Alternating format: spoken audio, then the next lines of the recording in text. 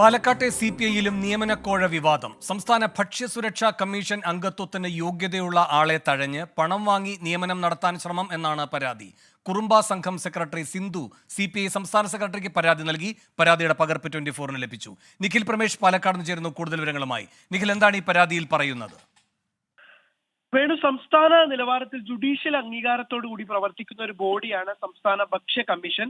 ഈ ഭക്ഷ്യ കമ്മീഷന്റെ നിയമനവുമായി ബന്ധപ്പെട്ടാണ് ഇപ്പോൾ പാലക്കാട്ടെ CPI ഒരു നിയമനക്കോഴ വിവാദം നിലനിൽക്കുന്നത്.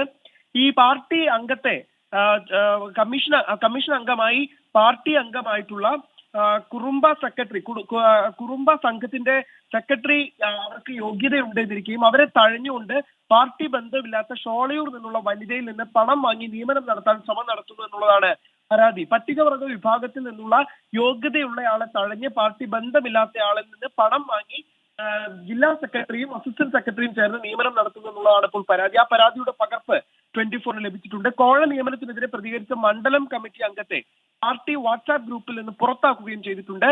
കോഴയും മാസപ്പടിയും പറഞ്ഞുറപ്പിച്ചാണ് നിയമനം എന്നുള്ളതാണ് ആക്ഷേപം. അതായത് ഏതാണ്ട് 1 ലക്ഷത്തോളം രൂപ ഇതുമായി ബന്ധപ്പെട്ടവർക്ക് പ്രതിമാസ വേതനമായി ലഭിക്കും. അതിൽ നിന്ന് മാസപ്പടി അടക്കം പറഞ്ഞുറപ്പിച്ചാണ് ഇത്തരത്തിലുള്ള ഒരു ക്രമക്കേട് ഇപ്പോൾ നടന്നിരിക്കുന്നത് എന്നുള്ള വിവാദമാണ് പാർട്ടിയിൽ പുകയുന്നത്.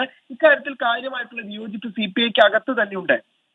നേരത്തെ ഇപ്പോൾ കോഴിക്കോട് ഒരു നിയമന വിവാദം നിലനിൽക്കുന്ന സാഹചര്യത്തിൽ തന്നെയാണ് പാലക്കാടും CPIക്ക് അകത്ത് ഇത്തരത്തിലുള്ള ഒരു വിവാദം നിലനിൽക്കുന്നത്. ജില്ലാ ഘടകത്തിൽ തന്നെ ഇരു വിഭാഗങ്ങൾ തമ്മിൽ വലിയ തർക്കങ്ങൾ നടന്നുകൊണ്ടിരിക്കുന്ന ഒരു ഘട്ടത്തിലാണ് ഈ ഒരു വിവാദം കൂടി വരുന്നത്. എന്തായാലും തഴഞ്ഞ യോഗ്യതയുള്ള ഈ പാർട്ടി അംഗം ഇതിനോടകം തന്നെ CPI സംസ്ഥാന സെക്രട്ടറിക്ക് ഇതുമായി ബന്ധപ്പെട്ട ഔദ്യോഗിക പരാതിയും നൽകിയിട്ടുണ്ട്. ശരി, നിഖിൽ പ്രമേഷാണ് പാലക്കാട് വിവരങ്ങളുമായി ചേർന്നത്.